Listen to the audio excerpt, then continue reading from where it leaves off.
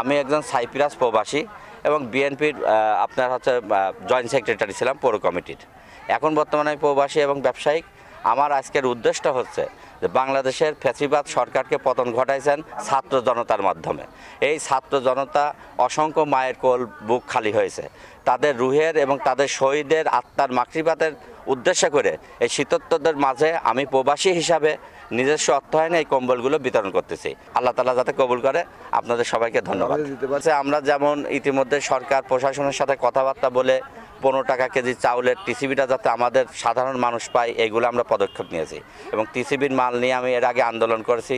টিসিবির নিত্য প্রয়োজনীয় জিনিসগুলো যাতে জনগণের ভিতর পায় এগুলো নিয়েও কাজ করছি। এবং আমি যেহেতু একজন প্রবাসী দেশের এভিডেন্স যোদ্ধা এবং আমাদের এলাকায় যেমন কিছু মিল কারখানা আছে বায়ু দূষণ করে কেমিক্যাল পানি দ্বারা মিষ্টি পানি নষ্ট করে দিচ্ছে এবং কুমারখালী পৌরসভাটা এতটুকুই অবহেলিত আছে, যেমন কুমারখালী ঢুকতে দুর্গন্ধ, বাড়াইতে দুর্গন্ধ, বায়ু দূষণের থেকে শুরু করে পরিবেশটা নষ্ট হয়ে যাচ্ছে। আমি আপনাদের মাধ্যমে তুলে ধরতে চাই কুমারখালী পরিবেশটা যাতে রক্ষা হয়, বায়ু দূষণ থেকে পানি দূষণ থেকে বাঁচে এবং বিশেষ করে হাই রোডে যে দুর্গন্ধযুক্ত ময়লা ফেলছে এর কোনো নির্দিষ্ট জায়গা নাই।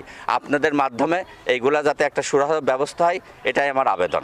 গরিব অসহায়দের ধরুন আমি প্রতি বছরে এখানে কাপড় দিই এবং সিমাই চিনি দিই এবং প্রতি বছরে মাংস এবং 500 টাকা করে দিই। 200 থেকে 300 লোকের আপনি আমার এলাকার মানুষের কাছে শুনলেই পাবেন এবং আমি প্রতিনিয়ত আমি প্রবাসীর থেকে নিজস্ব অর্থায়নে এগুলো আমি দিয়ে থাকি। এবারও দিয়েছি এবং আগামীতেও দেবো ইনশাল্লাহ। এগুলো আমার অত্যন্ত ভালো লাগে। আর বিশেষ করে আমি যেহেতু ইউরোপ কান্ট্রি সাইপ্রাসে ছিলাম, আমি দেখছি মানব সেবার উপরে কোনো সেবা নাই। তারা প্রচণ্ড মানুষকে ভক্তি করে, মানুষের সেবা করে। আমার এটা খুব ভালো লাগে।